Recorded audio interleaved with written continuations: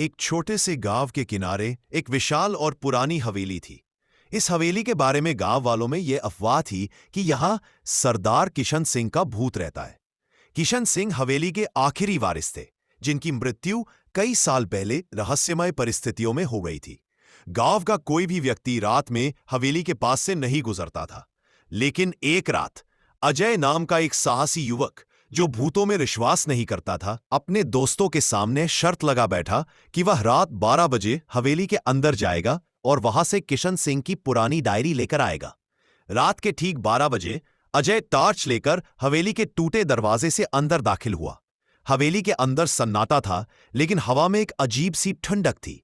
हर कदम पर लकड़ी के फर्श से चर्र चर्र की डरावनी आवाज आ रही थी। अजय हिम्मत करके हवेली के पुस्तकालय तक पहुंचा, जहां डायरी रखी थी। जैसे ही उसने डायरी उठाई, उसे अपने पीछे किसी की धीमी सांस लेने की आवाज सुनाई दी। उसने तेजी से पीछे मुड़कर देखा, लेकिन वहां कोई नहीं था। अजय ने घबराकर डायरी अपने बैग में रखी और सीढ़ियों की ओर भागा। तभी ऊपर की मंजिल से एक जोरदार चीख सुनाई दी। चीख इतनी भयावह थी कि अजय का दिल जोरों से धड़कने लगा। उसने ऊपर देखने की हिम्मत की। अंधेरे में उसे पहली मंजिल की खिड़की के पास एक धुंधली सी आकृति दिखाई दी। यह आकृति धीरे धीरे अजय की ओर नीचे आती दिख रही थी।